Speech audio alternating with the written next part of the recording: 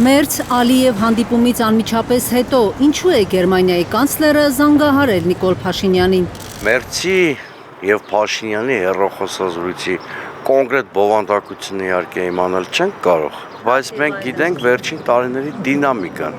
Քաղաքագետ Սուրեն Սուրենյանցը նկատում է, ինչպես 2022-ին Պրահայում Փաշինյանը Եվրամիության պահանջով իջեցրեց նշաձողն Արցախի հարցում, այնպես էլ հիմա է պատրաստվում նոր զիջումներ անել հայ-ադրբեջանական խաղաղության պայմանագիրը վերջնական կնքելու համար։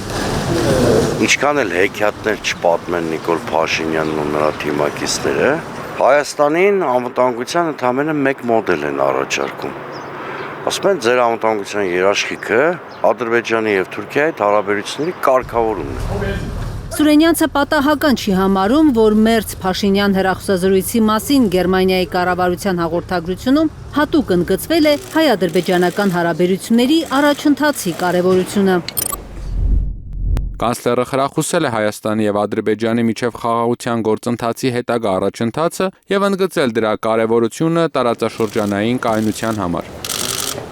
Քաղաքագետները բացահայտում են դիվանագիտական տողատակերը։ Փաշինյանի հետ հեռախոսազրույցից առաջ Մերցն ու Ալիևը Բեռլինում ստորագրեցին փաստաթղթեր ռազմավարական գործընկերության, ինչպես նաեւ երկու երկրների գործարար խորհրդի ստեղծման մասին։ Միջին տերության ստատուսի է ձգտում Իլհամ Ալիևը, առայժմ դա նրան հաջողվում է։ Ըստ Սուրենյանցի, Բեռլինն ու Բաքուն էներգետիկ, լոգիստիկ, անգամ անվտանգության հարցերով լուրջ համագործակցություն են սկսում, իսկ դրա հաջողության համար այսօր խոչընդոտ են Բաքվի ու Երևանի դեռևս չկարգավորված հարաբերությունները։ Այս ամբողջ տրամաբանությունը ընթանում է նշաձողի իջեցման տրամաբանությամբ։ Ալիևը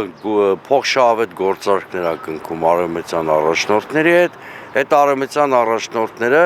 բալանսավորված խաղաղություն բանաձև առաջ մղելու փոխարեն Հայաստանին հակում են անդադ զիջումներ անել Ադրբեջանին։ Քաղաքագետը վստահ է, հիմա արևմուտքը ուժգնացնում է ճնշումը Փաշինյանի վրա, որպեսզի նա շատ արագ բավարարի թուրք-ադրբեջանական տանդեմի պահանջները։ Սահմանադրությունն անշուշտ անկլավներն են, տեսանել այդ երկու բաները կան, չէ, որի մասին Բաքուն բարձրաձայնում է,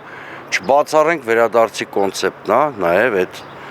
ընտրությունից հետո անմիջապես էլի բան արեցին, չէ, ակտիվացրեցին այդ թեման։ Մեծ բարեկամ։ Բայց Փաշինյանը ըստ Սուրենյանցի հասկանում է, որ հունիսի 7-ից հետո ինքը լեգիտիմության լուրջ խնդիր ունի։ Փակուղում է հայտնվել եւ պետք է համոզի արևմուտքին, որ ինքը չի կարող շատ արագ կատարել Բրյուսելի եւ Ալիևի հրահանգները։ Անդադ իջեցնել նշաձողը հայ-ադրբեջանական հարաբերություններում,